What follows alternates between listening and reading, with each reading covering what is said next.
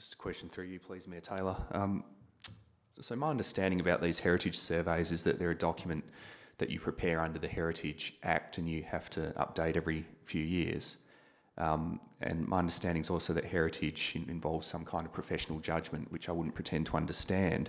But how is it the case that the survey's been done and an individual can opt out of having their property included in the survey? Would it not be an incomplete document if that were to occur? Through you, please. Thank you, and through you, Mayor Taylor. The reason why a property may not be included is if it's not adopted in the local heritage survey. So we've provided advice based on its assessment that it does warrant inclusion in this survey. The only reason why it wouldn't be on there is if there's a council motion to remove it, for example. So the reason why they have the opportunity is because we've done public consultation to inform our community and to bring them along the process. Any Councillor Hammersley? Thank you, Mayor Taylor. Just a follow-up question. Yes, so on page 20 of the report, I did note that we're required to do this by the state. It's not some Subiaco thing. It's actually something that's imposed on us. And it also has to comply with the guidelines for the local heritage survey that has been prepared under Section 105 of the Heritage Act. So just following on from that question that Councillor McMullen raised, I mean, how would you, if a property's been assessed properly and professionally to have some heritage value, are we not compelled to include it in the survey, which is, after all, just an informing document? It doesn't have consequences. Thank you. Manager for Planning Services. Thank you, and through you, Mayor Taylor, what I would say is that local government must prepare a survey of the places that, in its opinion, are of cultural heritage significance. So if we have the recommendation that it is, then that's a recommendation that we provide to council. If council then determines that it's not of cultural heritage significance, going on the assessment on the place record, so that's page, I think, 743 of the attachments. If you don't agree with that, then there would be scope to remove it from the heritage survey. Yeah, I have a follow-up question to that. I mean, it occurs to me that, I mean, this particular property happens to be on the edge of the survey, but it would seem to me that if we start unilaterally sort of removing different properties, we'd end up with a sort of Swiss cheese of a heritage, of a precinct, potentially. Is that correct? Thank you, and through you, Mayor Taylor. Yes, I mean, removing it would diminish the extent of the survey.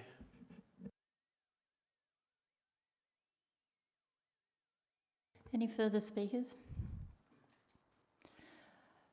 If there's no further speakers, I'll look to Councillor De Vries to close.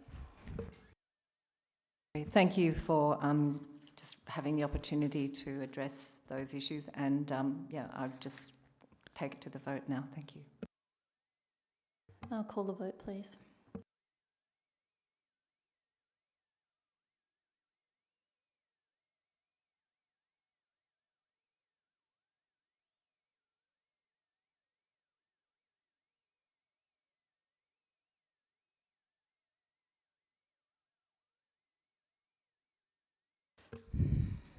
Yeah. The motion is carried 10-0.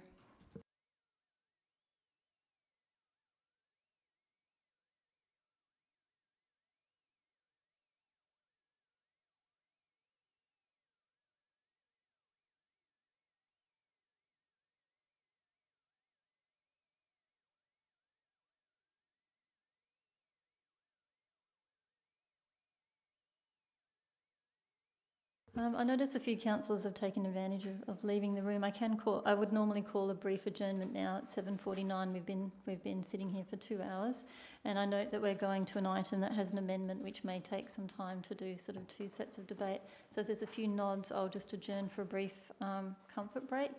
At 7:49 p.m, councillors, I'm hoping we can adjourn in about 5 minutes.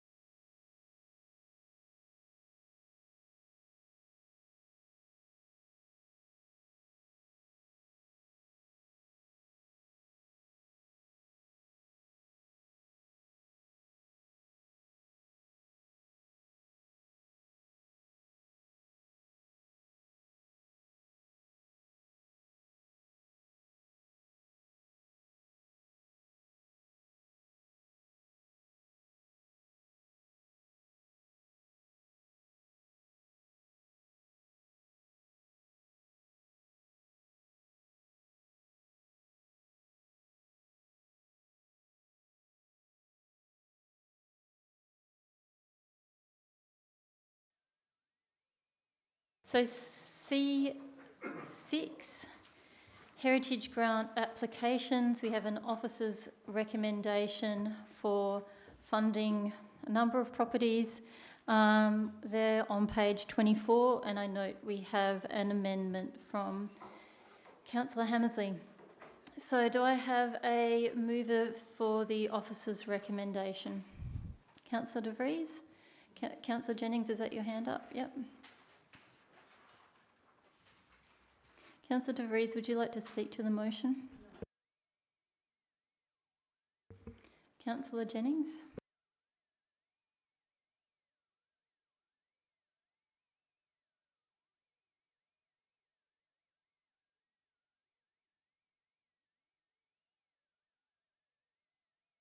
So is there anyone who'd like to speak to it before I look to Councillor Hammersley to test her amendment? Councillor Hammersley, do you want to test your amendment? Thank you, yes. My amendment just relates to the third item, as the staff have been hitting a fairly regular hurdle with the popularity of the scheme, which is a great thing. But I thought that it was slightly too blunt an instrument just to say that everyone should not be allowed to apply more than once in 3 years. And really what alerted to me was the consequence of making an application. So the party in 1C has applied for $1,691, whereas a number of other people have applied for the maximum $5,000. And so you see immediately there's a bit of an inequity if person C is locked out for 3 years in the same way that the people who've had $5,000.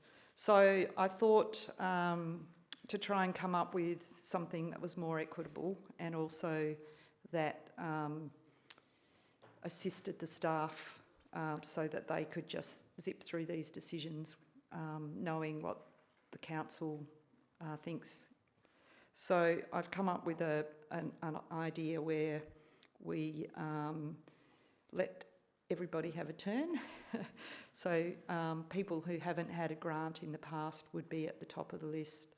And then we go to the next, which is people who have had a grant, and then we look at how much they've had. So if they've had the lesser amount, they can bring themselves up to, I mean, because $5,000 is the maximum in a grant.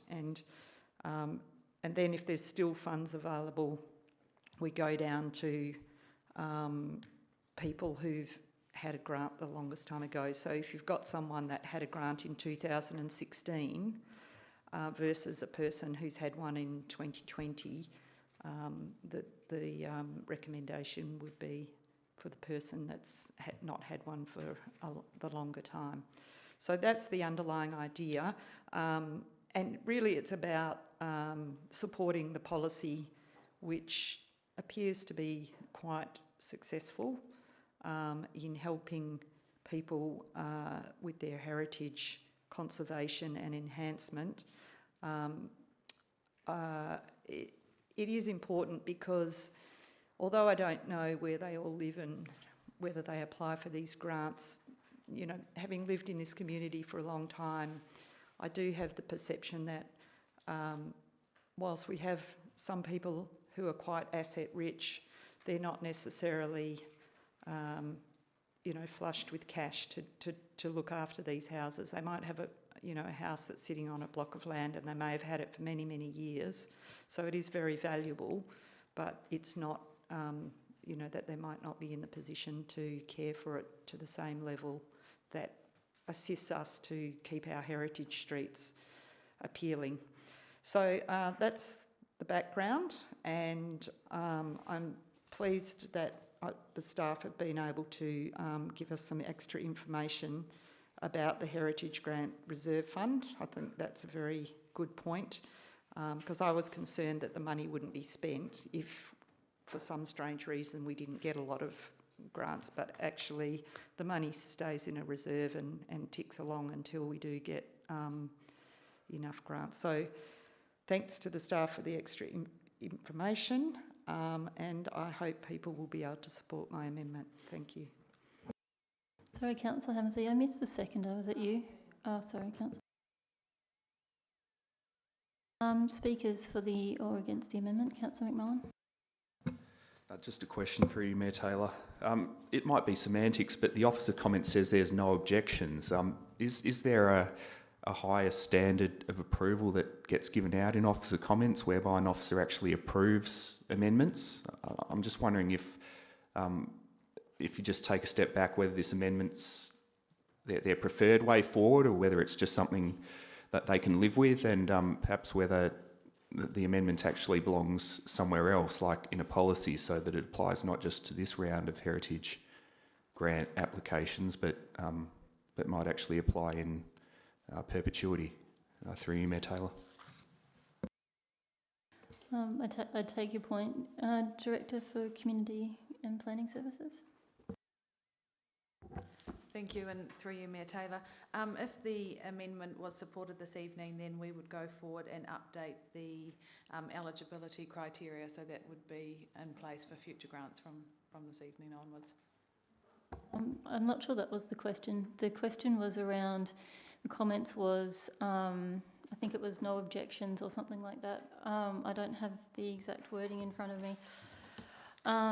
So the question from Councillor McMullen was around, what does staff actually think of it? Should it be somewhere else? Not what are we going to do if council passes it? I realise that we will make a decision as council as to whether we want the amendment to go forward or not, but I think the question was more of seeking an opinion from staff on the amendment.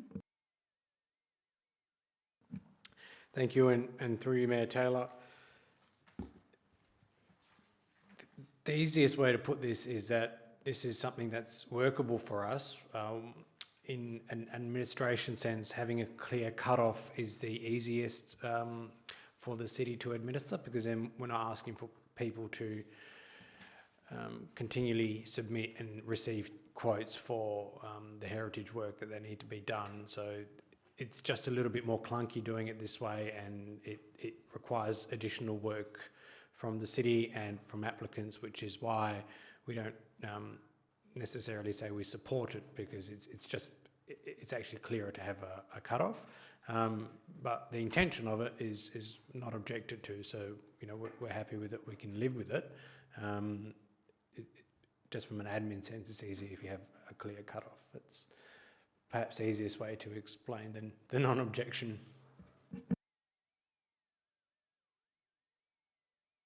Councillor Davis. It's just a further question to that through you, Mayor Taylor. Third paragraph of the officer comment. So would that suggest that the staff preference is to only adopt point B of the amendment?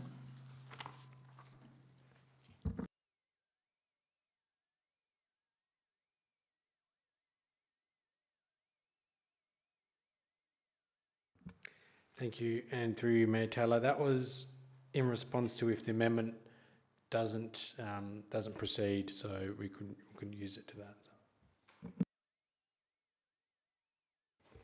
Any other speakers for the amendment, Councillor Roy? Well, just a question, maybe. If we're not getting fully subscribed every year, I mean, does that tell us we're just not promoting this?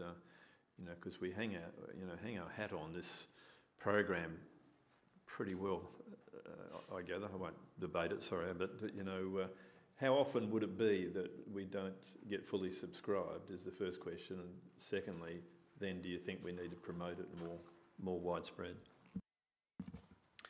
Thank you, and through you, Mayor Taylor. We are fully subscribed. We have been for the past 2 to 3 years, so that's why this issue has arisen. And the way that we promote it is through contacting everyone who is eligible to apply, and through other various means as well. So we haven't been undersubscribed for, I think, at least 3 years. Then maybe my comment would be that if it's being fully subscribed, I don't see a problem.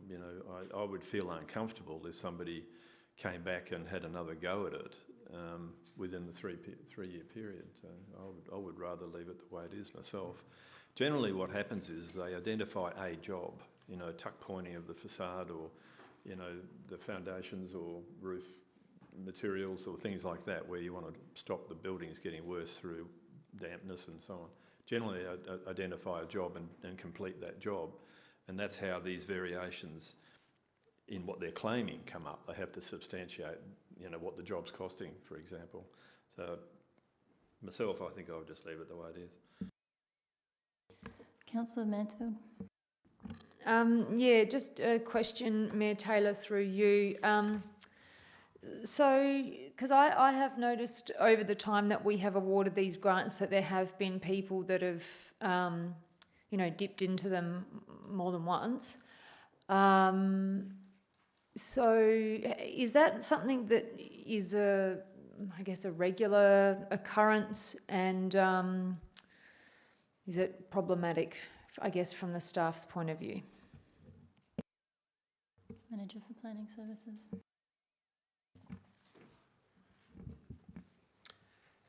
Thank you, and through Mayor Taylor, we've started to recently receive people who are going in again for the program. So instead of getting them or having them resubmit and then assessing them and tell them, sorry, you're not eligible, they've gone to the extent of thinking that they might get a grant, receiving quotes, doing some work to it, and then only for us to recommend that, oh, actually there's other people who haven't got one, we don't think you should, which is why we've come up with the 3 years.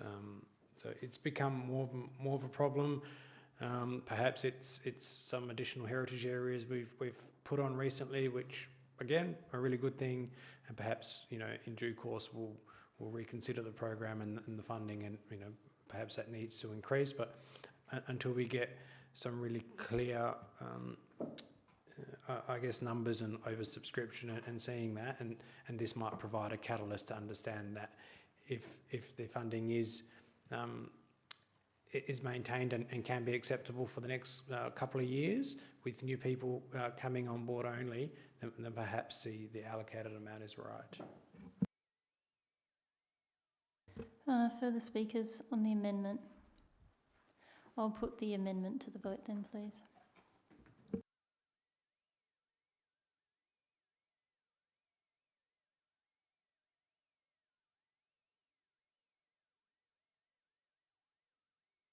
So the amendment is carried 7-5, so return to the substantive motion debate.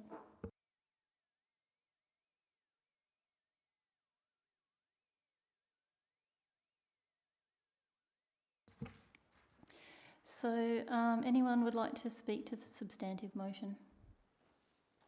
Yes. Councillor Nash. Thank you. Look, I've always been somewhat ambivalent about these heritage grants. I understand the impetus behind them, but I've always thought that it's quite tokenistic, the amounts that go towards this, given what most of these things would actually cost. And I wonder if it's outlived its time. I know we have the heritage grants in place, and I won't necessarily be voting against it, but I guess I'm just suggesting that it might be timely for us to actually look at this. We live in a wealthy suburb. I'd suggest that many of these people would still do the work even if it was if they didn't get the grant. These grants are very insignificant in terms of what most of the things that are proposed here. I find it a bit ironic that we have voted against giving 20 coupons a week for parking, but support this sort of tokenistic amount towards reasonably wealthy people doing up their houses. As I said, I may not vote it. I may still vote for it simply because it's part of our policy, but I do have issues with it. Further speaker for the motion? If there's no further speakers, I'll look to Councillor De Vries to close. Councillor De Vries? I'll call the vote then, please.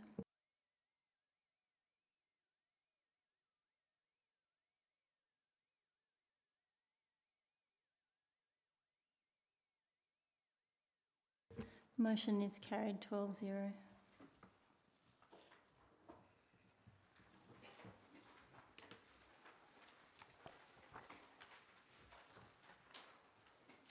Councillors, we now move to item 7. Item 7 is on page 30 of our agendas. The draft social infrastructure report. I note that we have an amendment from Councillor Hammersley on this item also. So we have an officer's recommendation that the draft City of Subiaco social infrastructure report be endorsed. Do I have a mover or a seconder for that one, please? It can lapse. Oh, we've got one hand up. Councillor De Vries. Seconder for the social infrastructure report, Councillor Rowe. Councillor De Vries. As I see it, that the report is one that's we've been waiting for. It comments on a lot of the infrastructure and what's perhaps needing to be updated or needing to be considered for some sort of alternative use or possible sale. But there are quite a lot of there's quite a lot of content in there which suggests that there will be a lot of decisions that need to be made down the track. So one of my concerns will be that what's in the report just doesn't sort of roll into decisions which don't come back to council. So I have a little bit of a concern that might happen down the track. So I am interested to hear from Councillor Hammersley to hear why she's wanted to change the word to received rather than endorsed. A bit of explanation so I can understand better what she has in mind. But I certainly commend the report. It's incredibly thorough. It has covered everything in the city. I think it's well written, and I think it gives us a clear picture, and it will be, I think, on the website soon. Is that through you, Mayor Taylor? When will this be up on the website for the community to read? Yeah, that's true. Well, I mean, obviously, depending on the decision. Good point, Mayor Taylor. Okay, thank you. That's all. Councillor Rowe, did you want to speak? Would anyone else like to speak to the motion before I get Councillor Hammersley to test her amendment? Councillor Hammersley? And I just wonder, I'm assuming we've got a seconder for Councillor Hammersley's amendment, just so you can speak to it. Yep, Councillor Stroud. Thank you. I'll try to be brief. I have proposed that we change the word endorsed to received, mostly because this is a very broad, far-reaching document, and we started out on a path to prepare a social infrastructure plan. And in the end, we decided not to quite go there, but rather to receive a report with technical information and suggestions. Now, maybe it's just semantics. I don't think so. I think the all words have meaning, and it's important to choose them carefully when you're leaving a public record. My main concern is around community reaction. There's some aspects of our community's infrastructure that are very sensitive, and people are very sensitive about them. Very attached, and strong passions often arise. So I don't want to set a whole lot of rabbits running that are going to cause a lot of difficulty for our administration and ourselves with people getting on the wrong end of the stick. I do appreciate the staff's concerns about the gravitas that this document will have. In the end, I don't think it's a real point, because actually, whether it's a plan or a report or it is the case that none of this could proceed without further council consideration. In particular, the provision of resources through the budget. So, look, the risk is small in respect of, well, the risk is actually nil. But our community don't always understand the complexities of the framework in which we work. And so I just think it's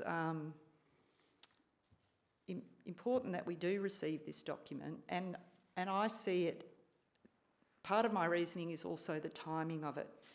We've got to a point where we're on the cusp of doing a review of probably our most important document, which is our strategic community plan. And I see this as being something that will really assist that process, and I hope that it is given, it is used for us to go forward through that process, because we are in a state of change and there are ageing assets and needs. And these conversations are very difficult to have. They're complex, they're emotional, and people need information and facts, and they need to be given time to think and then speak. So, you know, we've funded, I believe we funded that process, or we're about to, I'm not sure which one it is. And it's an important step forward for Subiaco to bring the community in, to look at the big picture problems that exist and what people want going forward. And this document will help that, which is why I included the resolution that this should go up into the document, you know, the important corporate documents part of the website, because it is publicly available right now, because it's in somewhere in the 1,093 pages of attachments we've had to wade through to get to this meeting. It's there, so people could go and find it, but it's difficult. You know, it's difficult for people to do that. It's difficult for us as elected members 4 months down the track to go, oh, where is that document? And then we bother the staff. So really, those are the underlying reasons. And you know, if the council's not with me, I'm going to support anyway, but I think it's important that we be clear. Thank you. Councillor Stroud, do you want to speak to the amendment? Yes, this is something I had to think about, and I've had such a busy few days. I just used my mobile to go back and look up the meaning of endorse. And just to share it with you, it declares one's public approval or support of, so that would seem to be okay. However, you also use the term endorse when you endorse a cheque to someone, which is far more of a sort of doing action. And maybe it's upon that we have our reservations. I want to acknowledge the enormous work that has gone into this and commend it. It's been quite a journey, a bit of blood, sweat and tears on this infrastructure report. And we can receive reports, we can note reports, and we can endorse reports, and we can act on reports. In this case, I understand where Councillor Hammersley is coming from. I do believe received and still putting it up on the website makes it a legitimate report. I don't recall any policy, and apologies if I've missed it, perhaps I should have a question there. Is there actually a policy about reports being endorsed and put on the website versus reports being received or acknowledged and still put on the website? I have no idea about that. So I believe there is a bit of a scope here, and I recommend that it is received and included on our website. Thank you. Any other speakers for or against the amendment? Councillor McMullen? I'm going to speak against the amendment. I appreciate the definition of endorsed, and I think we're probably talking about endorsed in the first sense that Councillor Stroud's alerted us to, as opposed to the second, which one does to a cheque. But I would have thought that if we're being asked to endorse, we're being asked to do so for a reason, and that is to provide some approval of what's in the document. So I'd like to see the officer recommendation left as is, personally. Any other speakers on the amendment? Councillor Roy. Yeah, just quickly, I concur with what I just heard a minute ago. If I was looking at a document or a response from this council about a report and it just said I receive it, I would take that as meaning nothing. And I wouldn't then therefore put it on any website, because you're not endorsing it. You're just receiving it. It's almost, in fact, if I read it, I'd almost think you're wasting your money. You've wasted your money. What did that cost? Because you just received it. You either endorse it with the exception, some exceptions, or you don't. So the word receive, it just means absolutely nothing. I wouldn't say that should be put on any website. Any other speakers on the amendment? Councillor Jennings. Thank you, Mayor. Yes, acknowledging the point of view of both Councillor McMullen and Councillor Rowe, I think there's nothing to stop the plan or report being on the website, received or endorsed. It contains information that we've compiled or staff has compiled, and it's valuable information for the community, and staff work's gone into it. So, and I don't think there's any distinction about whether something's on the website or not, whether it's been received or endorsed. And also the amendment actually addresses the fact that it should be to be placed on the website. So that sort of resolves any controversy that might exist by not specifying that if you and the nuance in in the language adopted. I do have. It is still unclear as to which things might come back to council and which might not. The way the officer comment is worded, to me, it means that there's some things that we are definitely, funds will be committed and things will be done, possibly without council further approval or endorsement. And I would like to personally for council to be involved in the things that, in any action on the buildings and the infrastructure that we have.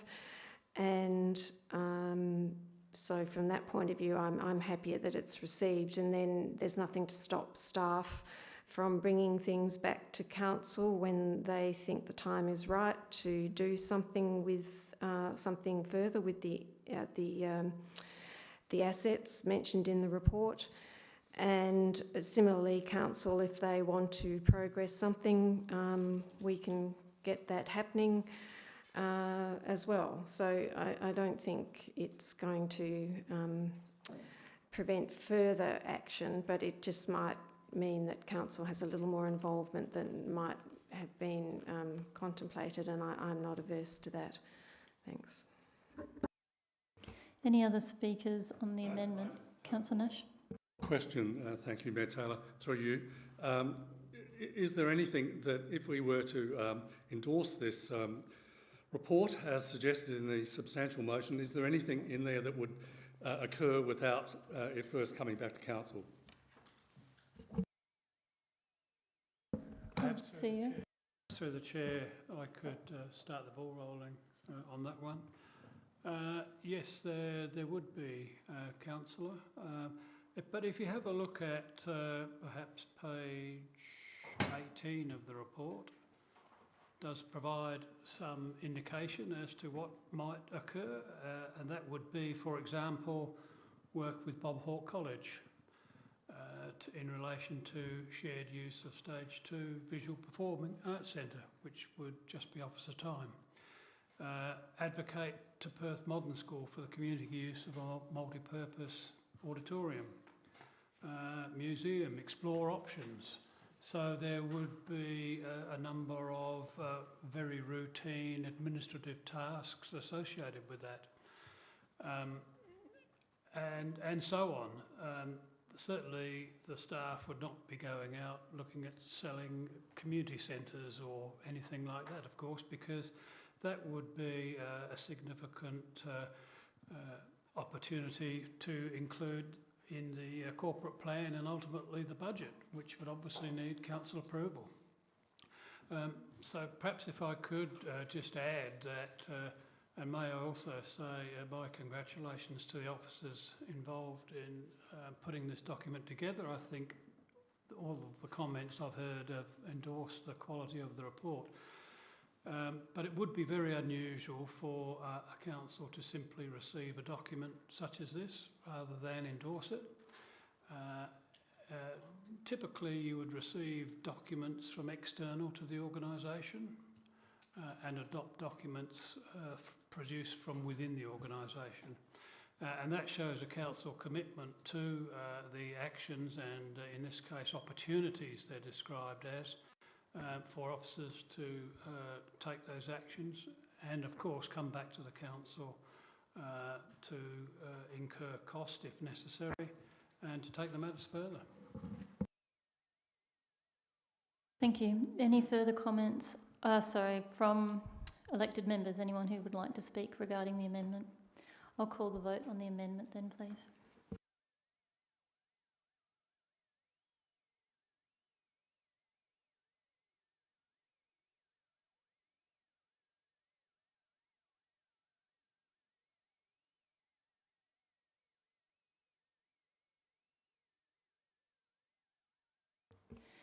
So the amendment is lost 4-8. Let me go back to the substantive motion. Did anyone want to speak to the substantive motion? If not, I'll look to Councillor De Vries to close. I'll call the vote then, thanks.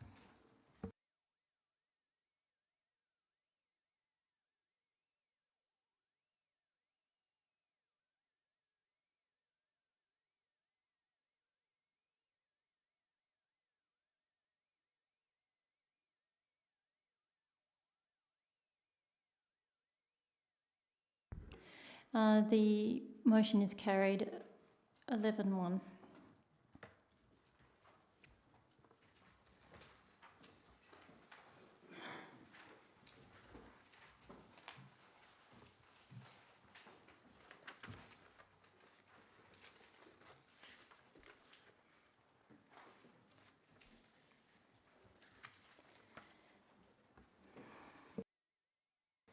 Councillors, we pop back to C8 that we pulled from en bloc. It's on page 34 of our agenda. We have the dedication of a portion of lot 700 Aberdare Road as a rail reserve with the officer's recommendation there. I'm almost certain this one was pulled for a impartiality declaration because no, we don't have an alternative or amendment. Oh, Councillor McMullen pulled it. I was just checking what we were doing so that if anyone needs to leave, etc., we're good. Okay, well, do I have a mover and a seconder? Councillor Hammersey. Councillor Mansfield, thank you. Would you either of you like to speak to the motion? Councillor McMullen. Thanks, Mayor Taylor. I think this is the first thing I've pulled from en bloc in 3.5 years, and I hate when other people do this, so sorry. Look, I've done it because there were 12 submissions opposing the proposal, and they came from residents who live around the John Street Park. They're concerned about what this might do to the park. They're concerned about the road creeping closer to their homes. They're concerned about trees. All of these things, I think, can be addressed at the landscaping stage, and we certainly can't knock back roadworks or the dedication of land because there's safety issues that we're told need to be addressed. But by pulling this, I just wanted to signal to staff and councillors that there is sensitivity around this project, and I think we'll need to be mindful as the project progresses that there's going to be a bit of work that needs to be done in the planning of the landscaping and a bit of work around communication to let those 12 residents know that they're not going to have Aberdare Road on their doorsteps. So I will be voting for the officer recommendation, and I'm sorry if I've wasted your time. Anyone against? No, the item's carried then.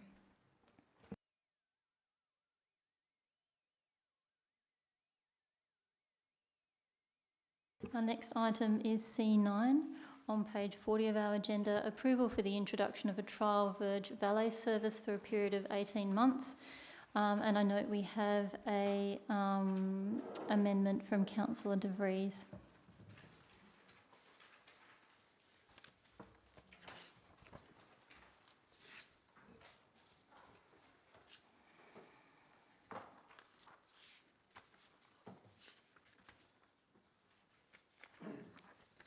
So with the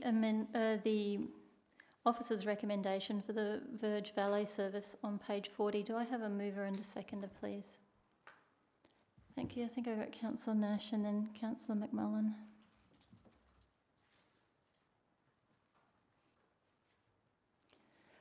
Did you want to speak to it, Councillor Nash? Councillor McMullen? I'll reserve also. Did anyone want to speak to the motion before Councillor De Vries tests her amendment? So, Councillor De Vries, I note your amendment is to make a specific day for the Verge Valet system, and that the decision about implementation comes back to Council. Do I have a seconder for Councillor De Vries' amendment? Councillor Hammersley? Oh, sorry. Yeah, that's correct. So, Councillor De Vries, did you want to speak to your amendment? Yes, obviously I'm trying to address the concerns that have come from the community, and just from reading the information in the report, that there will not be a chance for residents on the week to put their waste out on the weekend because there's a 3-day time frame, and the day that was suggested that would be the pickup day was going to be Thursday. And I think that residents would like to have the opportunity to put their waste out with the support of other people. There may be elderly residents who can't lift things. There might be certain people who, for whatever reason, cannot manage to put waste out on their own. I think it's important that we allow for the community to have support. By only allowing 3 days, that may well mean that some people haven't got the chance to get assistance. I think it's a small thing to an extra day. I mean, the argument that it's unsightly waste is an unnecessary argument, because it's an additional day or two. We're not asking for an additional month or two. And I think even the argument that it's an unsightly waste is not an argument I really support in any case for having the Verge Valet service.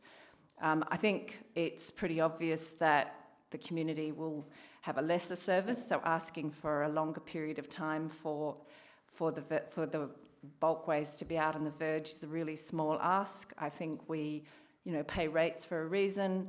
It's possible perhaps for the collections to be on another day, but certainly I think from Sunday onwards would make a huge difference to the community. I only use the Thursday example because that's the day that was put in the report, but obviously there will be constraints perhaps on that, but I certainly would like to ensure that the community have a good service, and that we don't take something away and say we're giving you back this wonderful service, but we've actually taken away the opportunity for our residents to be able to use the weekend where they can get support to put things out on the verge. The other reason, the second change that I made, was just that it will come back to trial, to council for a decision, because that wasn't mentioned in the report, so I wasn't absolutely sure that that was something that would happen. I think it's a very big decision. This is an essential service that the community gets. It's one of our key services, is waste collection. So I think we need to be the decision makers in the final analysis. I'm sure there'll be another community consultation. In the first community consultation, the community wasn't given all the information about the waste collection, that it was going to be 3 cubic metres, that there was only 3 days that it could be out on the verge. So certain information was missing from that report. That may have made a difference, I don't know. But I think that it's certainly, to me, it's one of the key and essential services. Well, there are many others, but it is one of our essential services, and we need to be aware that the community may feel that they are getting a better service, or they may feel they're not getting a better service, but we should be able to come back and make that decision. So that's why I put those very 2 minor changes to that. And I think at the end of the day, if this isn't supported, we're just not supporting our community, especially our more elderly and perhaps frail people who haven't got the option of, say, on a Monday or a Tuesday, getting support from family members. So I hope you will support my amendments. Thank you. Councillor Hammersley? Thank you. Just briefly, yes, I am going to support the amendments. I think it's not just frail people, it's also working families. I think, you know, clean up the house and get the stuff out is probably a weekend job. And unfortunately, at the moment, it doesn't appear that we can be offered a collection earlier than a Thursday, and that might change, which will be great. But in the meantime, I do think a Sunday would be appropriate. So that covers 2.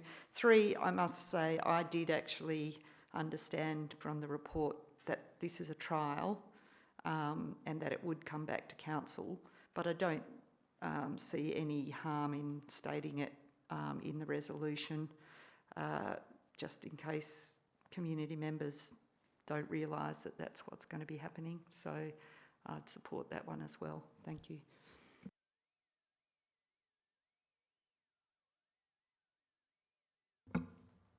I just wanted to either raise an amendment from the floor or ask if the mover and the seconder would take this on. I actually think that it should be from Saturday onwards. How do you feel about that? I'd be happy with that amendment. Yep, thank you. So have Councillor Hammersley and Councillor De Vries happy to change Sunday to Saturday? Further speakers on the amendment? Councillor Davis. Thank you, Mayor. Yeah, look, I won't be supporting the amendment. I think one of the key advantages of this new system is that you're not left with unsightly rubbish strewn down the street. It's clear in the report, and this amendment is eroding that advantage. It's undoing that good work, so I can't see any value in this and I won't support it. Councillor McMullen. I'm going to support the amendment, particularly with the change to point 2. The reason is a person who's in the business of waste has come up with the idea of a Verge valet service, and they think it's a great idea, and we were told all about it at the briefing, and that's fine. But what really matters to me is how this translates to the real world. That's what really matters. It is a core business, like Councillor De Vries has said, and I think this amendment reflects the fact that rubbish is a byproduct of one's life. It's something that you're not going to schedule your whole week around, and if you need to put your rubbish out on a Saturday or a Sunday for a scheduled collection that's going to happen later in the week, then so be it. I think we need to give this proposal the best chance of success as is possible, and it would be a shame if people didn't see the merits of the Verge valet service because they were inconvenienced as a result of having to put out their rubbish during the working week. I know from personal experience that just would be very difficult for me, and I assume it would be very difficult for many others. So I think the amendment's pretty sensible. I could do without point 3 if it came to it, but point 2 is what I'm really supportive of. I think it's good. It really puts this back into the real world. Speakers on the amendment. Any further speakers? I'll put the amendment to the vote then.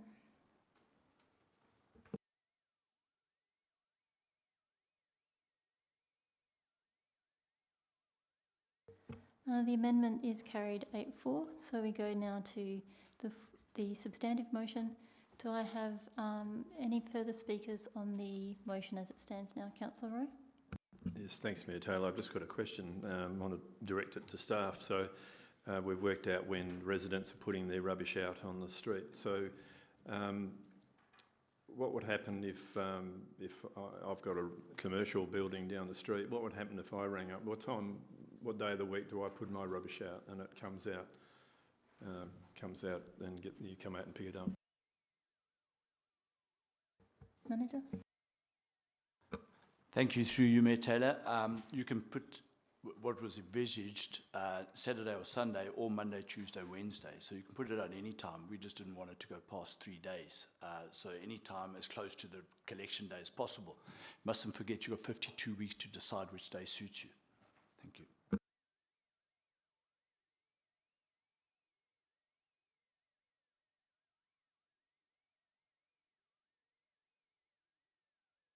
it doesn't matter if I pay $5,000, $10,000, $15,000 or $28,000 a year in rates. I have to take my stuff to the tip, do I? Through you, Mayor Taylor, yes.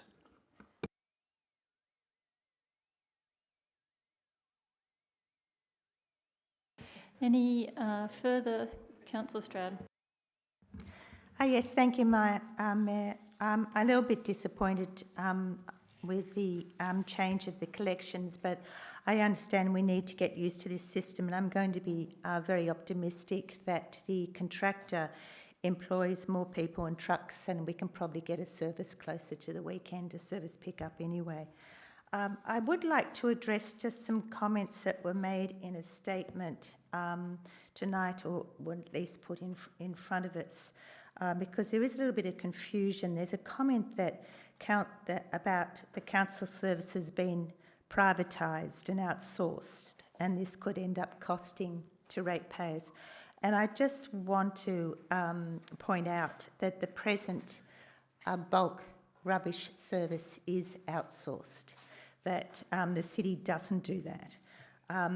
I also want to point out that in actual fact, the more people who, the more members that commit to this service, the cheaper it will become, and particularly so with outside members. For example, the City of Vincent are interested, the town of Cambridge are taking on a trial period, and so on. There's much has been made about the 3 metre square use. This has not been an issue with the 3 local governments who have already taken on this service. And the reason it possibly has not been an issue is really because the process that you now go through in organising your valet service. You need to go onto a website, and on that website it will explain to you exactly what rubbish can be put out and what cannot be put out. And the reason for that is the days of us just throwing it all out in the verge and running inside and forgetting about it are over. What WMRC is doing here, and it's their mantra, they're managing waste wisely. And we are member councils to that, and they're trying to make it as sort of efficient for us, but also as sustainable and correct according to the war strategy and our waste plan and all the directives from the government, because the days of landfill, thank God, are quickly vanishing. And we do have to take responsibility about our waste. So, for example, when you go on the website and you book your Verge Valet service, you are going to be told what to do with your hazardous waste, because hazardous waste can no longer go out on your verge. It shouldn't have been going out there anyway, but it's now going to be very clear, and they're going to explain what you need to do with it. They're also going to explain to you what you do with your e-waste. Now, that's really for your own protection, because the identity theft from verges is alive and well from people carelessly putting out their mobiles or their computers or, whatever else is e-waste. You can no longer put out your toxic paint cans and run inside either. That also has to be distributed. And I just wonder too how many councillors around this table have even been down to the Brockway facility in the last 12 months, because you'll see a very, very different facility than what it was even 6 months ago, but definitely 12 months ago. It is extremely well organised because it's all about managing our waste wisely. So because of this really education about how to manage your waste, and this is also what WMRC is about, educating people, you will find that and also because this does not include your green waste, you will actually find that 3 metre cubic square or 3 metre square is really quite a lot. It's a couch, it's a washing machine, it's boxes put on top of your couch and so on. It really is, quite a lot. You will probably find it sufficient. Yeah, I think that covers. I just wanted to address those two issues in particular, and I commend this resolution to you. Thank you, Mayor. Any further speakers? Councillor Hammersley. Thank you. I am going to support the recommended resolution. I just wanted to briefly address, though, that I have noticed that there is some disquiet in the community about the change, and this is a change in service. I think for some people it will be a bit of an adjustment, and I've seen what concerns have been raised about it. In particular, people are worried about the informal recycling that we've all observed occurring along the verges. However, I think we do have to appreciate that there are requirements that we improve how we manage waste that are coming from the top down. I think there are also community members pushing from the bottom up who would like to see waste managed in a better way. And one of the advantages, which, you know, I know the staff were against us slightly undermining it with our practical amendment to let people use their weekends for that type of task.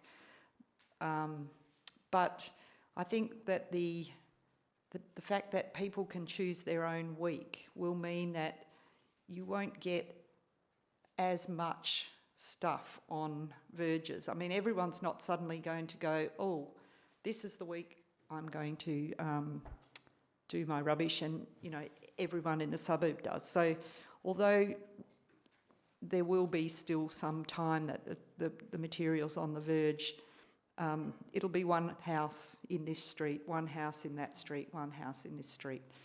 So, look, it is a trial. I think we've had initial public consultation. It was pretty close, but it was broadly, I mean, there was a majority that people that want to give it a go. So having taken all that into account, I think this is the right step, and I'll be supporting it. Thank you. Any further speakers? I'll look to Councillor Nash to close. Thank you, Mayor Taylor. Look, just quickly, I mean, there's people that love their waste that know far more about this than I do. But even though it's proposed as a trial in Subiaco, it's obviously a tried and tested bulk waste disposal method in other places, and it appears to have worked well. I'm not particularly happy with the amendment that's been included. I think, as Councillor Davis said, it does defeat the intent of the method of disposal. The whole point of this is that to become more efficient, if there's the number of booked services you can make in a year should be enough to not have huge collections of rubbish out on your verge. And I think we see that already in Subiaco, that there's not huge piles as there used to be at the beginning of this sort of pickup, even with the old regime. So I don't think that's going to be a big concern, but nonetheless, I think this is something that should be supported. The Verge Valet collection, and I commend it to you. Thank you. I'll call the vote, please.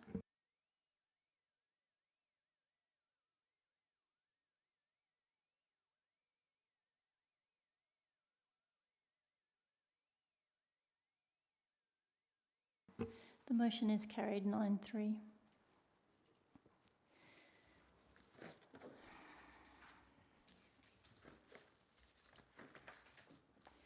So, councillors, we come now to C10, the 2021-22 review of the Register of Delegations and Authorisations from Council to the CEO. I have the officer's recommendation that the attached delegations be adopted.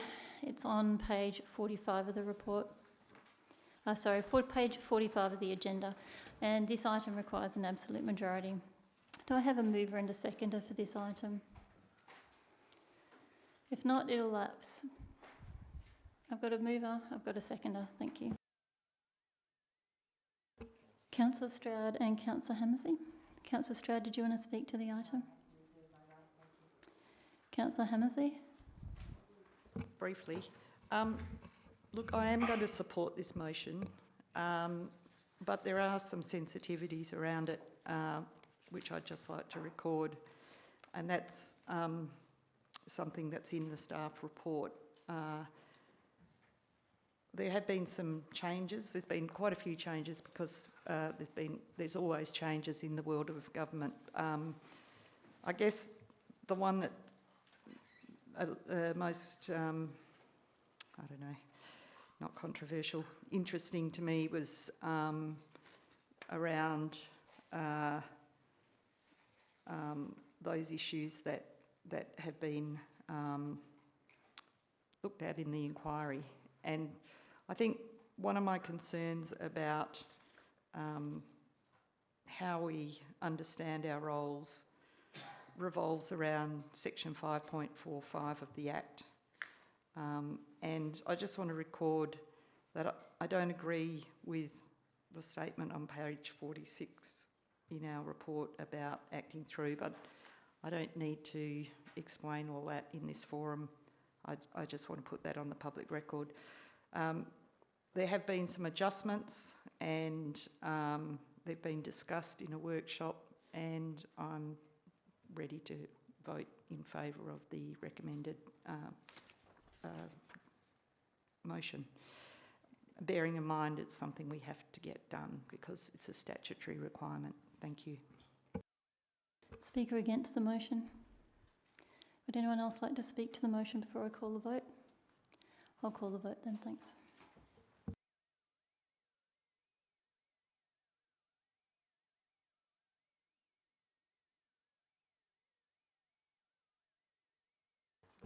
So the motion is carried 9-2. So we move now to C11, the report into the inquiry of the City of Subiaco on page 49. We have the officer's recommendation on page 49, and we had a lot of declarations is the word I'm looking for. We had a lot of declarations on this item, which was why it was pulled from the en bloc. So do I have a mover and a seconder on C11, please? Thank you, Councillor Mansfield. Do I have a seconder? Thank you, Councillor Hammersley. Anyone intending to vote against? No. Councillor Jennings? Sorry, just in case you're about to call the vote, I would like to speak to the item. So before you call the vote, I would like to do that. Thank you. Councillor Mansfield, would you like to speak? Councillor Hammersley? Okay, so the mover and the seconder reserving. Councillor Jennings? Thank you, Mayor. I just have two questions before I do that through you, if that's possible. One is probably for the CEO, if he can answer that. And that is, did the department give indications that, and what are they, if you can speak to them, that they did not review all the submissions that were provided to them about the draft report? And the second question is to clarify whether or not, in fact, one of the propositions made in the report in paragraph 258, I think it is, that talks to meeting length being extended and additional items coming to council due to due to a change in delegations in July 2020 that the council made, and whether in fact those meeting length and increased items has in fact occurred. Thanks. Councillor Jennings, just before we get to the first, I noticed you had two parts to your question.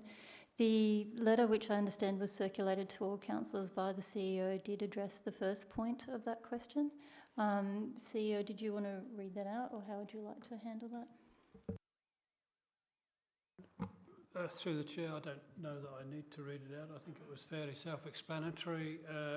When the director and I met with the Director General and his senior officer, we certainly expressed the views, as you well know, about the submissions.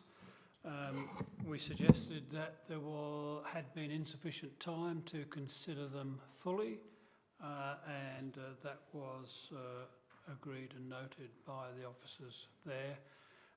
And I think their letter agrees that as a result they are reviewing these submissions, and as a consequence the report will be reviewed. And as for paragraph 258, I don't have any further comment on that. Any further questions, Councillor Jennings? Not questions, Mayor, but I am ready to talk to it if you're ready for me to do that, but I can wait if other people want to.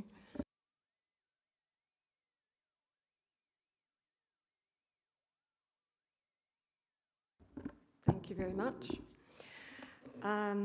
I'll be first off supporting the staff recommendation. And the city is required to respond to the minister within the 35 days, failing which the minister can suspend the council. So that's one big reason why we need to action this, and the staff's recommendation does that. But I just wanted to put on record that from myself personally, complying with those statutory requirements should not be taken as agreement with or endorsement of the report's contents. I consider the report in both significant and minor ways is inaccurate, omits relevant information, and so is incomplete and misleading, contains much apparently uninvestigated hearsay, treats similar matters inconsistently, sometimes fails to reach obvious or any conclusions, reaches some unjustified and counter to the evidence conclusions, and has seemingly cherry-picked information that seems to support a particular narrative. I took up the department's invitation to comment on the draft report and made a detailed submission. My submission pointed out multiple issues and provided substantiating evidence, pointed out factual errors with corrections, and requested inclusion on relevant matters of my countering and I consider equally valid and probative opinion to various instances of pure opinion contained in the report. The department has given indications that it did not review all the submissions, councillor submissions, before finalising the report, despite its obligation to afford procedural fairness to those mentioned in the report, including to properly review submissions made in the natural justice process. As such, it might be tempting to prosecute my or other councillors' personal injustices in the report, but there are two substantive matters that relate to council and how the report has incorrectly and, in my view, unfairly impugned council, and that is what I want to principally address. The first relates to the findings, as I foreshadowed in my question, I guess, in paragraphs 257 and 58 of the report, which are dealing with impacts or alleged impacts of a council change to delegations in July 2020 regarding council meeting length and number of items before council, both increasing due to that change. I had not identified any such matters coming to council, and indeed I sought clarification of that from staff, and staff have confirmed to me, or at least that's my interpretation of the information I was provided, that no such effects have in fact been felt, even though the staff had a reasonable, presumably presumption at the time that that might be an outcome, but in fact it has not been. And the point of that is that in my submission to the inquiry on the draft report, I did correct that information because staff kindly provided that to me in time for that to happen, and that is a matter that has not been corrected in the report, in the final report, which is quite telling. Then the second matter that I wanted to address is the allegation or the finding or the comment in the report that Council poorly managed CEO Lavery's 2019 and 20 interim performance review process. Well, I disagree with that, and I think that the evidence is supportive of that position. The process was the responsibility of the CEO Performance Review Panel appointed by Council in November 2019. The interim review process was instituted by the previous Council in September 2019. Council was to have no involvement in these reviews other than to receive any interim performance review reports. Council suspended the interim review process at the 27 April Council meeting as soon as possible after the panel's 17 April 2020 unexplained resignation. Therefore, it's a contention, and I believe that the correct one, that any poor management of the review process was not the fault of this Council. And really, that's all I wanted to say on the matter, and thank you for listening. Councillor Stroud. Yes, thank you, Mayor. I recommend this resolution to you. It is a collaborative effort between staff and elected members. It is a near impossible task to undertake a governance review on inaccurate information. This report appropriately and respectively requests for the Department to receive this recommendation with the Officer's report and, together with the consideration of all the submissions, update the inquiry findings and recommendations, and then effectively allow the City the extra time to respond. There are a number of relevant considerations associated with the City's response. The Minister has agreed, for example, to the City's reduction to 8 councillors and 4 wards. The term will be up for the Mayor and 5 councillors. Rochelle Lavery has since resigned from the position of CEO. Mr. Colin Cameron starts as a new CEO on the 16th of August, and we followed to the letter the CEO recruitment process, the new model CEO recruitment process. Council has also adopted the new Code of Conduct. Councillors, in a short period of time, we have moved from a leading metropolitan council to one under an authorised inquiry. It has been a distraction, and it will be a complete waste of time if it is not dealt with appropriately. The A1 findings acknowledge that, for example, with the matter of complaints, it appears to be an underlying issue for a number of matters at the City. I agree, but an obvious shortcoming of the inquiry is that with some of the matters of concern, and in spite of the evidence, the A1 is falling short of any real determination. Consider, for example, the 2018 selection of CEO Lavery's review panel members. It was conceived that myself and another elected member were considered unsuitable due to bias towards the CEO because she had supposedly submitted a complaint on us. And yet, there was no evidence to suggest that we could have actual or apprehended bias against Miss Lavery and hence be unsuitable. This is because CEO Lavery did not submit the complaint against us. She was on leave at the time. When the Mayor and Miss Lavery met with other councillors to discuss the suitability of councillors... Point of order, Councillor Stroud. You are reading points from a report that has already been described as not factually correct and may be in error. So I must warn you that if you are saying what you believe are facts because they're in the report are not necessarily so. So I just want to make sure that you don't make any statement that is not factually correct. Thank you, Mayor. I will continue. So when the Mayor and Miss Lavery met with other councillors to discuss the suitability of councillors... Point of order, that does not sound like a factually correct statement. It is factually correct. You admitted to it, Mayor. You admitted... I'm not sure what I'm meant to have admitted to. If you're quoting the authorised inquiry report, I don't have it in front of me, and I understood that we were reviewing the officer's recommendations, so I'm not sure how going through a blow-by-blow of what you think occurred or what you think is somehow a admission of fact is relevant to what we're trying to do today. Thank you, Mayor, but I've provided all the supporting evidence too, and I'm prepared. I don't believe it's a risk. I'm prepared to point out what happened. I believe it's a very important example of procedural fairness and the lack of natural justice, and I'd like to finish what I'm saying without your interruption. I assure you I have all the evidence for it.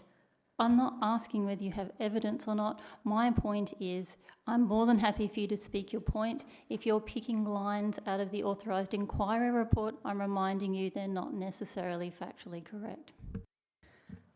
I'm not. Please let me finish. Instead, so when the Mayor and Ms Lavery met with other councillors to discuss the suitability of councillors, no procedural fairness was chosen, because we were not actually asked if any bias existed. Instead, innuendo and conjecture was allowed to take place in the presence of other elected members and senior staff. This included governance advice and veiled intimidating references to the CCC in a governance forum. Councillor Hugh Richardson, past serving, and I did not nominate for the panel. 6 months later, the Standards Panel exonerated us from the complaints. Where is the procedural fairness and natural justice? The A1 has been provided with all the evidence, and in fact a lot of evidence before even the inquiry. They sought this evidence even before the inquiry started.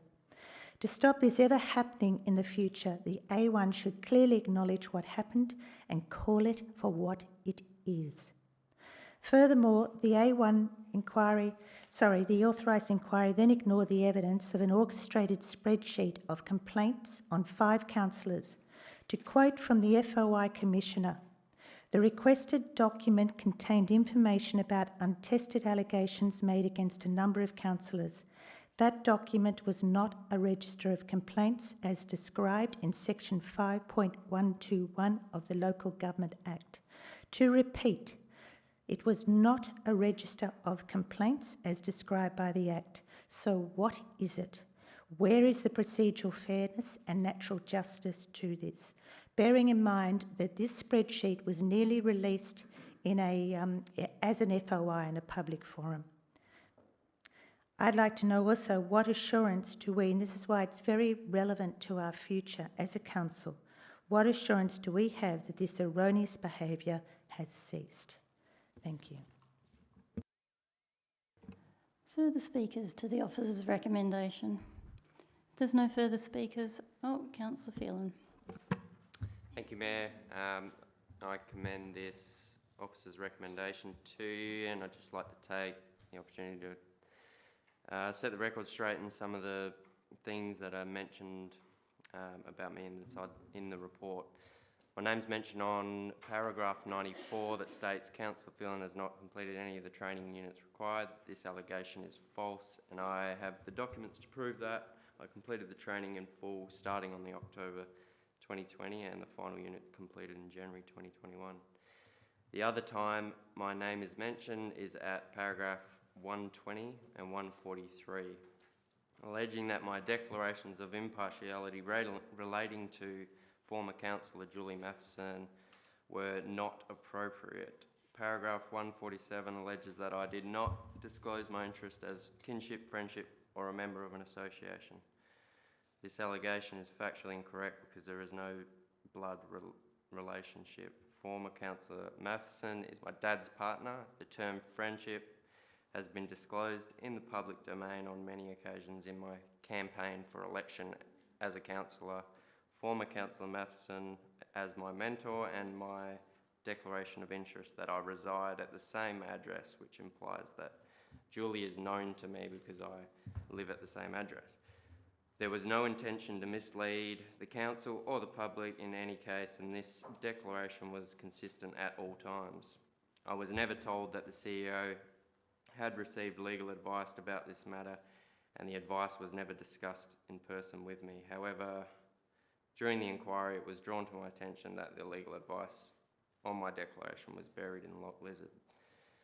And to correct the record further, at paragraph 130, former CEO Lavery should have provided declarations of interest before her attendance at the 2018 CEO appointment council meetings as reported in former councillor Julie Matheson's Satterfield by former councillor Richardson, but she did not, and surprisingly, department appears disinterested in investigating the real breach of declaration in this inquiry.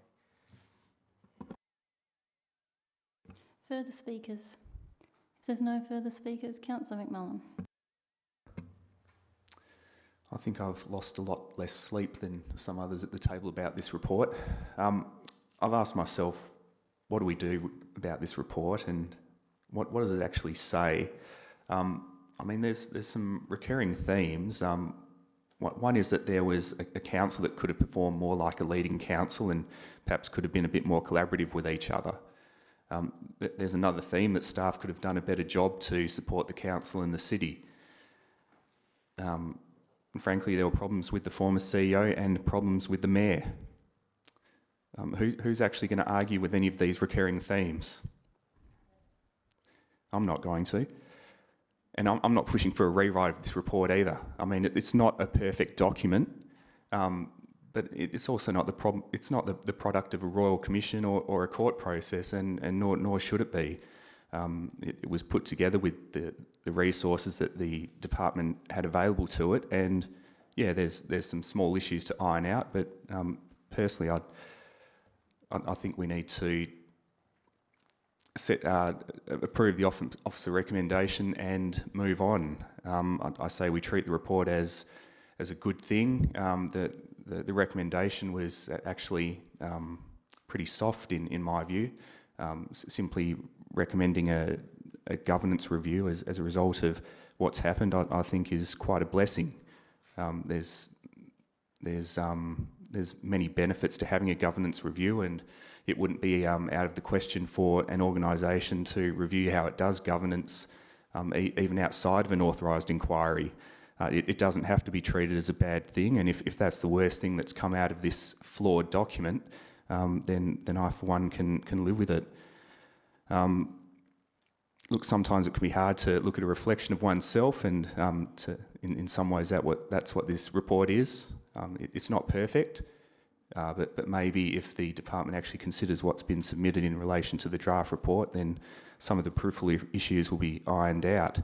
But at the end of the day, I'm reminded of a book my 3-year-old was given recently, and it's titled "You Get What You Get and You Don't Get Upset." And look, I think that's what needs to happen when you're put in front of an inquiry. You don't get to write the report; the inquiry does. The better policy, I think, would be to not get put in front of an inquiry in the first place.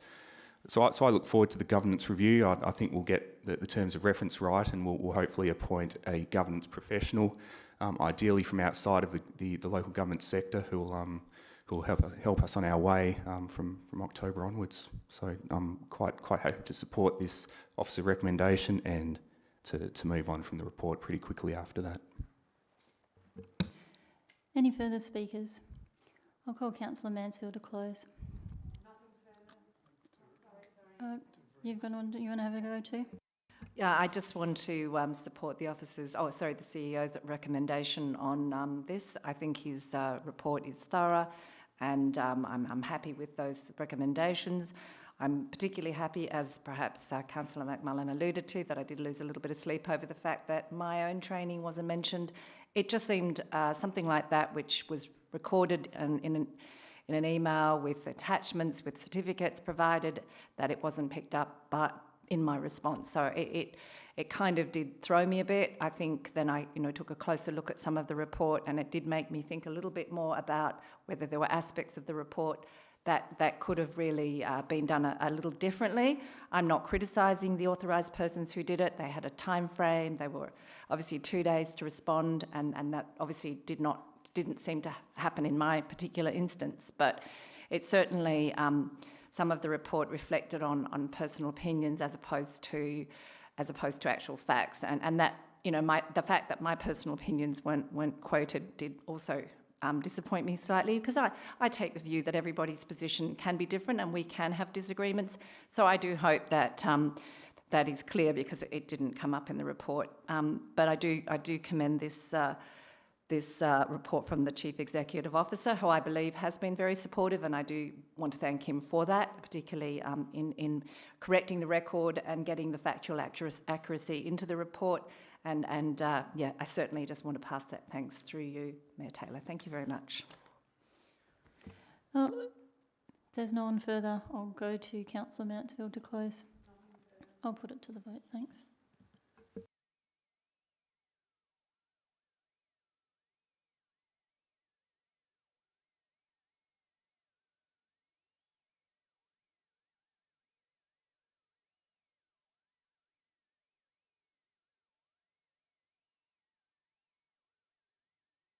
And the motion is carried 12-0.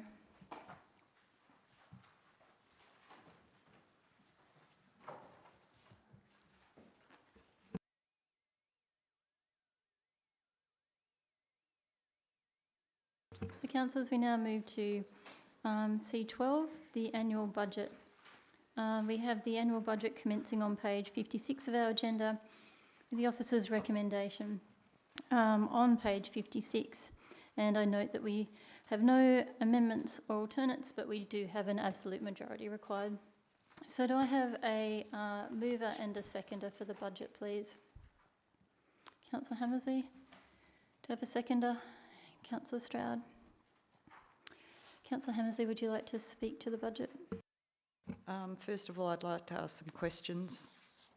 My first question is with respect to something you said earlier this evening, and I'd like an explanation as to what you are actually talking about in respect of watermarks on documents. I think we'll have to take that on notice and take some advice from staff because it's pertaining to confidential documents. I'm just making a declaration to say that I can judge the matter impartially, and so I don't really have much more I can say in a public forum, I think, Councillor. Mayor Taylor, I'm not asking you to disclose what's in the confidential documents. You raised an issue about, I can't remember the word you used, but it was a serious matter that you raised about the process of this budget. If there has been a lack of process, I would like to know about it. I'll just find my notes.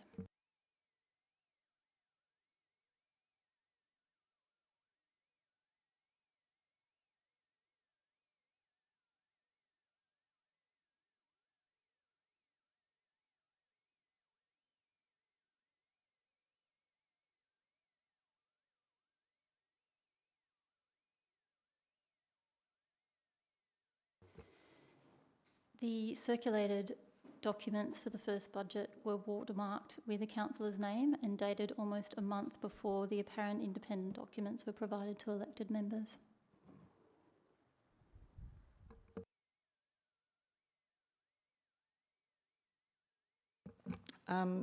We had 4 workshops on this matter, and my recollection is that the Mayor attended only one of those meetings, being the 4th meeting. Is my recollection correct or incorrect? No, Councillor Hammersley, due to various reasons, I was only able to attend the 4th one. Thankfully, thanks to the CEO and the provision of provision of budget documents, I did have the materials from the other workshops. Thank you. Yes, I'm going to be supporting the budget. We have been through a process to consider it, and like every budget, it's a difficult process, but it has once again reminded us about the true state of the financial circumstances of the city of Subiaco. Last week, we were soundly admonished for things that we don't do. Well, there's a reason that some of those things aren't happening. And we did address those issues in those workshops. Some of us were able to attend them all and therefore communicate with our fellow elected members, and also to listen to and seek advice from our staff about our financial position and making those really tough choices about what we can and can't do, particularly coming out of COVID, and making a decision about whether we would increase the rates in circumstances where the real amount of money that people are going to put their hands into their pockets and contribute to the community purse is going up, even though our staff have done a sterling job at holding down and not increasing the total budget amount. But because we gave that $2 million,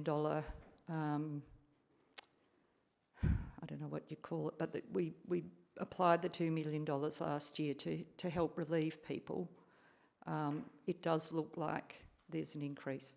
We also discussed the fact that there are problems in our long-term financial plan. There are also limitations in our ability to borrow money. We are a local government. We are in a statutory framework. We don't get mining royalties. We don't just have endless amounts of money coming our way. Well, nor does the state government, but they have more endless money than we do. So we are constantly troubled with very difficult decisions about what our community can and can't afford and what they will and will not tolerate in terms of financial impost. So yes, we've been criticised for what we're not doing, but there are good reasons for it. And us people who've been maligned as the old guard because we might be about 60 years old are committed, I think, as a council, as a collective, to making those tough decisions, but still trying to keep our options open. I mean, the previous council, talking about Subiaco East, the previous council did come up with a proposal that both it and the staff thought could move that thing forward. It wasn't accepted by the state government. So here we are, by our mayor, only criticising us, not criticising the state, only criticising us. But we don't have the money. And if somebody can find a benefactor, whether it be a private individual, whether it be the state government, or they can change the law so that we can borrow money against our land holdings instead of only against our rates base, the whole world would change. But to criticise the people who sit at this table... Point of order, Councillor Hammersley. Are you talking about the budget or are you talking about me? Oh, as long as you're talking about the budget, that'd be great. I am talking about the budget because this is the pointy end of all that decision making, where we have to look at the books. Now, I'm not the most numerate person that ever walked the earth, but I have worked as an insolvency lawyer for 30 years. I know how to read a balance sheet, and I know when somebody's solvent and when they're not solvent. We are in a good financial position, but we don't have a spare $40 million unless we commit our ratepayers to a massive rate increase over a number of years. We have discussed this previously. There are timing issues. We haven't closed off any options. And people who have lived in this community for the long term, who've been here for a long time and are going to be here for a long time, will continue to work on these issues, and nothing has been closed out. So there are tough decisions. We haven't had as much money as we would like to have to do all of the competing things that we have to do. one of the really big issues that we have covered or starting to deal with is this building. It's a problem, and that's, you know, the type of competing issue that we have to balance up. We do our best, and we have worked hard in those 4 workshops to communicate with each other and to come up with something that we hope moves Subiaco forward. So I'm going to vote for this budget, and I hope everyone else will. Thank you. Councillor Stroud, would you like to speak to the budget? Very briefly, that this has come out of 4 excellent workshops, and I commend the input in those workshops and the proactive way that the staff responded. I suggestion to you, if anybody that and to anybody who believes that we are a council that is doing nothing and is not achieving, I recommend you read our annual report and our budget, because it's all in there. Thank you, of what we are achieving as a council, and there's a considerable amount. Thank you. Speaker against the motion. Any further speakers for the motion? Councillor Jennings.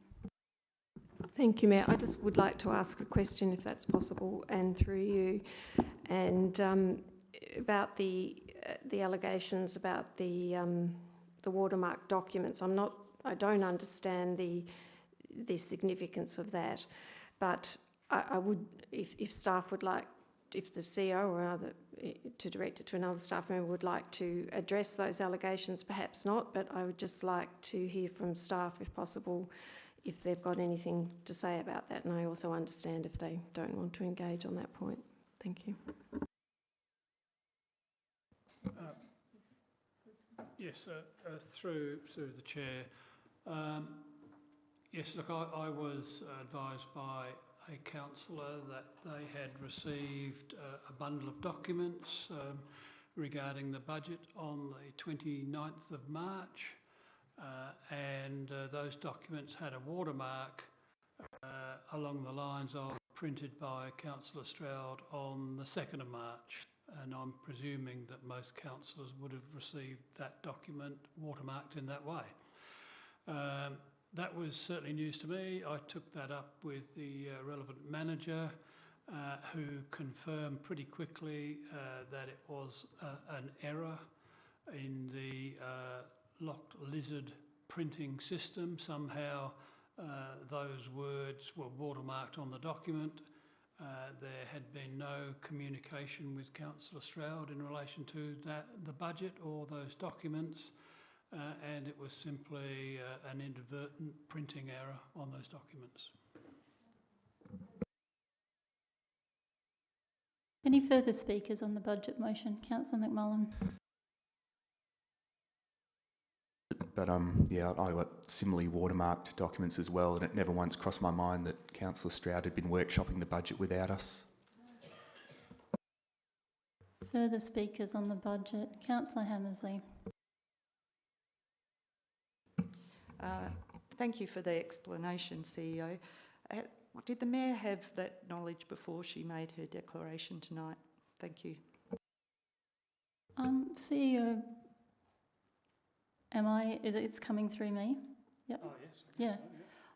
Well, I just would like to say that, no, I didn't have that information, but what I was hoping to have before the meeting was the answer to the FOIs that I'd put in. We've already just had multiple examples of people having different versions of events outlined in the authorised inquiry report, different from staff, different from different elected members. I was hoping to see what exactly had occurred. Are we... I could have, Councillor Stroud, just like you could have asked me instead of whatever accusatory comments you were making on the earlier item. Are we discussing the budget? Do we have any further speakers? If not, I'll call to a close. Councillor De Vries. This is just a follow-up on the comments made about the workshops. I just wanted to say, because there hasn't been an opportunity to thank staff for the fantastic job, Director Hawkins in particular, so through you, Mayor Taylor, big thank you to staff.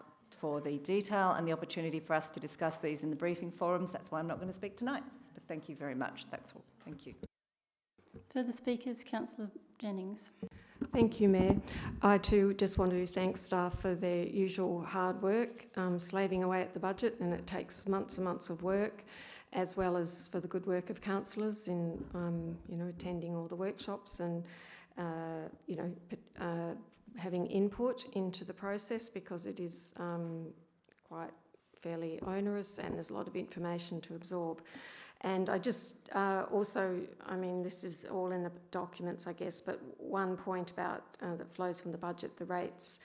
And whilst Councillor Hammersley adverted to this sort of in a sideways way, whilst we've having a 0% rate increase because of the contribution, the 2 million contribution that was made last year from the city's funds to the rates effectively, that meant the rates were, I don't know what the figure was, like 8% or something if I recall, but that may be completely wrong, less last year. And so this year people will experience as an actual dollar increase, but in terms of the amount charged or levied, it's the same as last year. And that's the explanation why council, I guess, hasn't gone for a bigger increase than 0%, because people will actually experience in real terms an increase in rates, even though it's a 0% increase.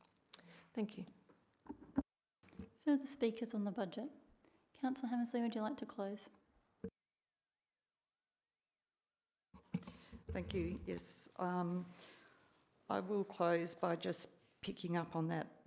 Perhaps something I did want to say that we did discuss in the workshops with the staff, because we are very concerned about the long-term financial position of the city. And I'm so tired I can't remember what the phrase is, but there's a gap in our renewals, that we can see looming in the future. And so, asset renewal gap, something like that. So it's looming, and the staff are keeping a very close eye on it. And we did discuss the implications of that and whether or not it was wise not to raise the rates this year. I certainly expressed the view, I'm not sure the extent it was supported by others, but I can't remember. And it's certain, of course, it's not binding because it's just an informal workshop discussion. But I was keen that the community be alerted to the fact that it is very difficult. We've had 2 years with no rates increases. There are increases in costs. There is this asset renewal gap problem looming, and that our ability to hold the rates down is not likely to continue. So I think forewarned is forearmed for people when they're making their financial plans. But of course we will continue to try and find efficiencies and to hold costs down as best as we can. But we do have projects that need to be done, and we also are carrying a lot of assets that do really tax our finances. So having said all that, I commend the budget. Thank you. I'll call the vote, please.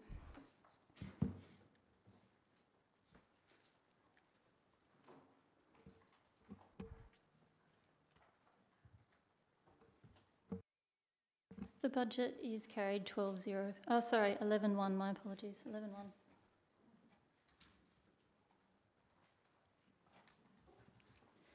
So, councillors, we've come to our last item of this evening, C14, the certification of compliance with the City of Subiaco standards for CEO recruitment, performance and termination. We have the officer's recommendation on page 69 that Council certifies the recruitment of the Chief Executive Officer was performed in accordance with the City's standards. This also needs an absolute majority. Do I have a mover and a seconder? Thank you, Councillor Mansfield. Do I have a seconder? Thank you, Councillor Jennings.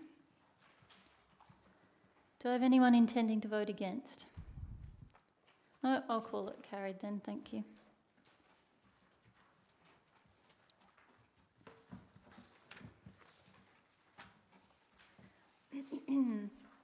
So, councillors, we come to item 12, the new business of an urgent nature.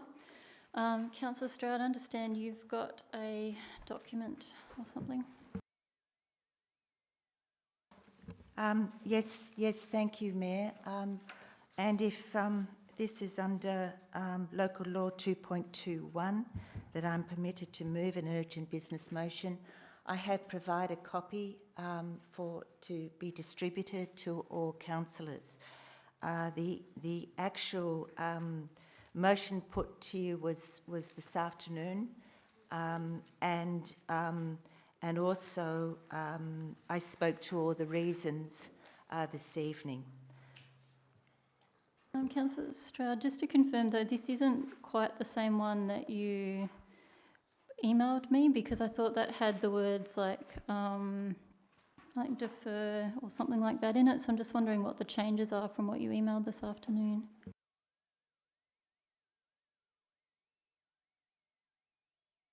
I think it's just the start of it.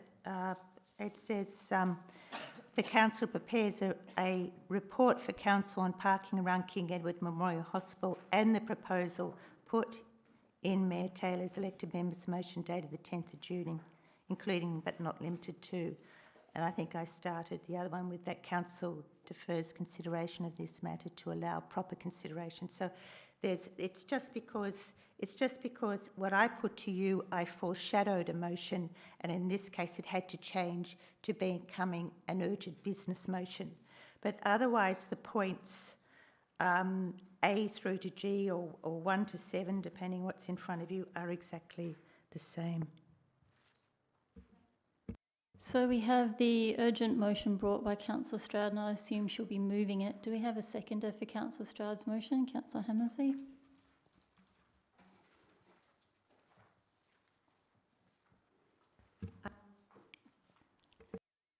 Before I start, Mayor, I just wondered if councillors wanted 5 minutes just to read over this motion. Thank you.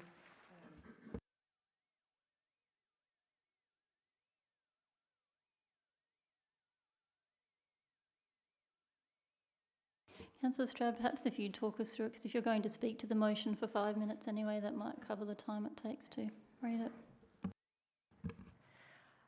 Okay, the point of this motion is still to take us forward and find the very best solution for our NICU patients, as well as managing our parking and looking after our residential and business amenity in the precinct. So point A is that the CEO prepares a report which will include discussions with King Edward regarding all the options available to improve access to parking bays for patients and visitors. And these discussions are to include the impact of the staff parking in the precinct. The reason I raised this actually because it was brought to my attention, I don't know if it's true, but the observations that have been made by local residents is that the King Edward staff are actually parking in the local streets as well, and they're also, so that means they're potentially taking up valuable spaces in emergency situations for these NICU parents. Perhaps we can organise for them a underutilised car park to relocate for their parking. Point B, the assessment of the impact of increased unrestricted parking by permit holders on nearby residential streets and on the parking stations. C is the assessment of the impact on the local residential and business amenity. D, assessment on whether time limits and daily limits could or should apply to parking by the permit holders. Now that's all very relevant to the fact that permit holders, we're not just talking about 1 or 2 hours, they could actually need up to 16 hours of staying in the one position and not having the stress of going out and moving their car. It's also become very evident to us that the family parents of these babes are are having to be there for not just days or weeks, but actual months. So it's a very long process for many of them. E involves the assessment of other opportunities to provide additional parking bays in nearby residential streets and parking stations. So this is actually this includes also perhaps increasing the number of streets. But ideally, personally, I hope that we are able to utilise some more parking stations. F involves consideration of what is fair and sustainable number of parking permits to meet the demand. So what became evident to me with all the emails that was sent was that really I don't think an extra 20 will be enough. We may well need to provide a lot more permits than that, and I don't know if that's possible. And that's why I really didn't want to another reason why I didn't want to pass the motion tonight, because I believe we possibly could do more, but we've got to make sure we know these people don't have unrealistic expectations that because they have this permit, they're going to find a car space. We really have to be able to ensure that we have those car spaces for them. And once again, that will probably be dependent on our car parking stations. And G, that also the report includes a discussion with state government regarding its willingness to provide parking subsidies for parents of NICU patients in paid parking stations in and around Subiaco, as it does for the parents of some Perth Children's Hospital patients. I'm happy to read through all the reasons. No, I don't think you need to read through it anymore. I think everyone's got the gist of it. Councillor Hammersley, did you want to second and speak to the motion? No, I've got you seconding it, so do you want to take that turn to speak? Thank you, yes. Yeah, I support this because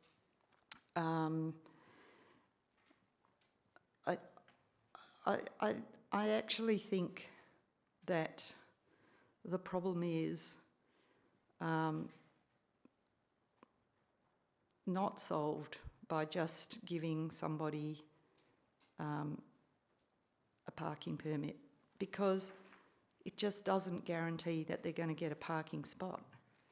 And a lot of things have changed. I mean, as I mentioned, I first lived in that area 40 years ago, but a lot of things have changed since then. But the problem's still here. But the parking stations are there.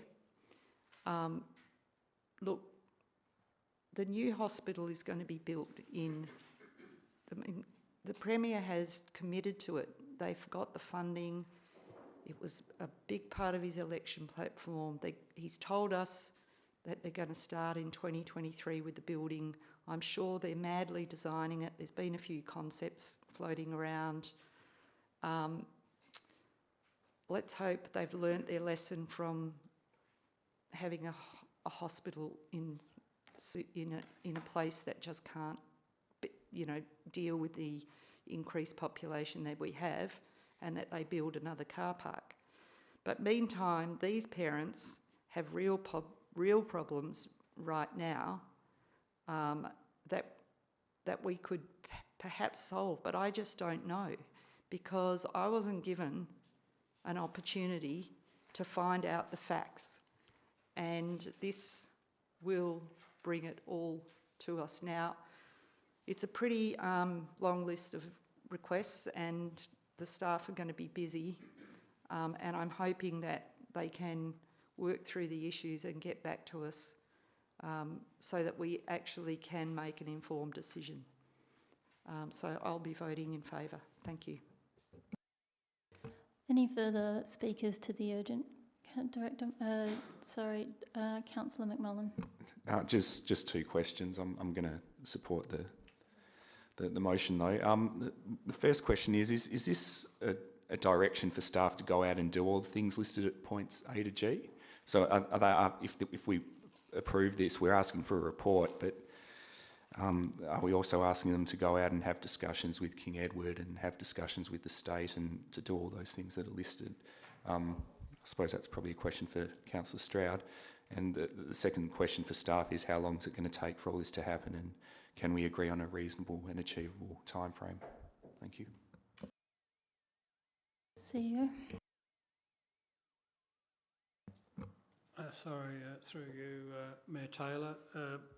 Yes, my understanding is that should the motion be passed, the staff would be authorised to proceed with all of those items listed from A to G.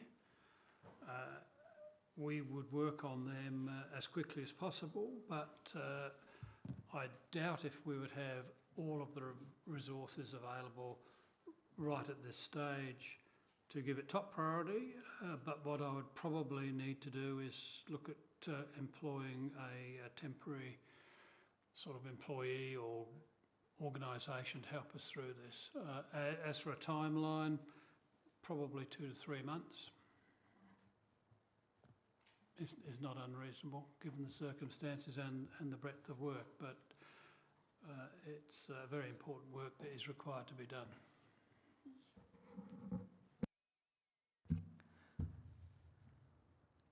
Yeah, through you, Mayor Taylor. It's actually a question.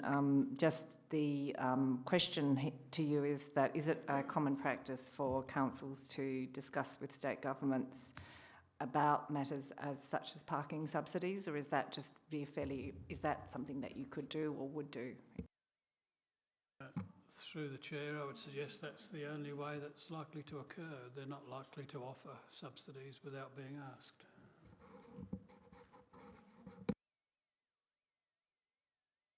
You're asking me, yes, that is something that we can ask the state about. Advocacy is something that we do all the time on a range of different issues, whether at an officer level or even up to the mayor. Any further speakers on the urgent motion of business? Well, under 4.7 and 4.8 of the standing orders, I'd like to make a few comments.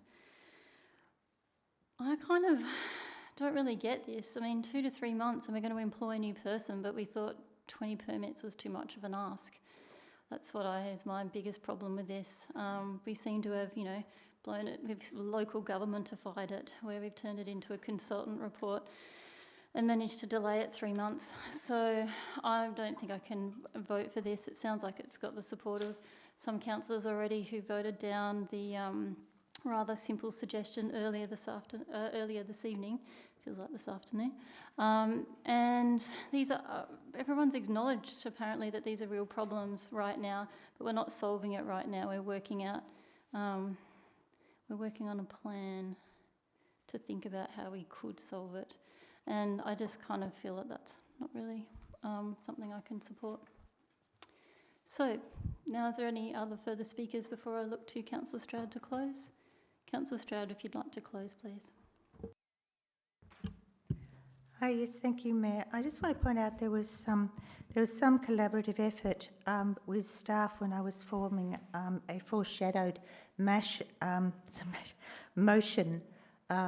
today, in terms of I just put these motions by them to see if they were quite agreeable and achievable. I'm a bit surprised now that there's a suggestion of a consultant. I believe that a lot of this work has actually already been done. In some ways, we have a pretty good wrong to say already been done, but we have a pretty good understanding of the stresses and strains that are going on in this community and so on. But we have to do, as to refer to Councillor Jennings' comment before, I can't remember what was it, Jennings, about complex being done simply can end up being wrong or something. We have to, there's no avoiding doing this properly. It goes back to the fact that is 20 enough, or in a few months' time, are we then going to provide another 20 or so on? Are we going to end up with very disappointed parents who couldn't find a park in the area? We have to do this properly, we also have to consider, because the problem with what has been put up earlier was there was absolutely no consideration to the residential amenity and to the impact on residents. Now, I did try and contact as many residents as possible about the motion. I gave them the link so they could go to the site and read it for themselves and think about it and give me feedback. And certainly what came back to me was a great deal of concern. And in the short time I had, I've shared a lot of those emails with councillors. So I just recommend this motion to you. Let's move forward with it, please, and get on with it. Thank you. I'll call the vote, please.